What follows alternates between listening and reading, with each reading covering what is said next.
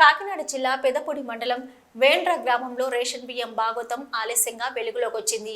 గ్రామంలో నల్ర సత్యబాబు అక్రమంగా రేషన్ బియ్యం తరలిస్తున్నారని సమాచారం రావడంతో రెవెన్యూ ఇన్స్పెక్టర్ త్రివేణి, గ్రామ రెవెన్యూ అధికారి కుమార్ కలిసి పోలీస్ వారి సహకారంతో పట్టుకోవడం జరిగింది.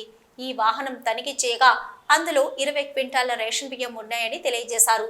ఈ రోజు revenue inspector Triveni, incharge MSO Keerthi, గ్రామ రెవెన్యూ అధికారి కుమారులతో కలిసి నల్ర సత్యబాబు ఇంటిని తనిఖీ చేశారు. అనంతరం కీర్తి మీడియాతో మాట్లాడుతూ వెండ్ర గ్రామంలో అక్రమంగా తరలిస్తున్న రేషన్ బియ్యాన్ని పట్టుకోవడం జరిగిందని, ఈ వాహనంలో 20 క్వింటాలు రేషన్ బియ్యం సీజ్ చేయడం, అలాగే వ్యాన్ కూడా సీజ్ చేసి పోలీస్ స్టేషన్ కు అప్పగించడం జరిగిందని, అలాగే ఎవరైతే రేషన్ బియ్యం తరలిస్తున్నారో ఆ వ్యక్తి మీద చట్టపరంగా చర్యలు తీసుకుంటామని మీడియాకు తెలియజేశారు.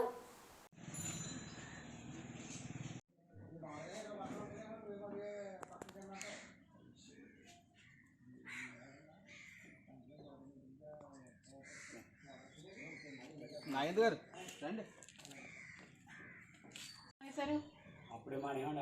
అప్పుడంటే మనకి 2 నెలలు అవుతుంది. మన సైకిళ్ళు కాడ ఇట్లా పొలొచ్చాం కదండి, అక్కడ వేసుకుని రోడ్డు బిల్డింగ్ ఏమైనా ఉండేదా? రోడ్డు పక్కన వేసుకుని వెళ్ళి ఒక ఎవరు సైకిల్ కూడా చేస్తుంటే ఆటో తెచ్చుకుని వేసుకుని వాళ్ళు ఉండి బండి మీద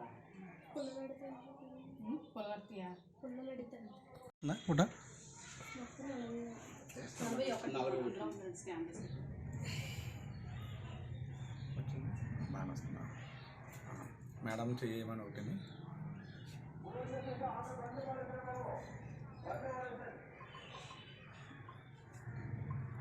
ఓకే అండి.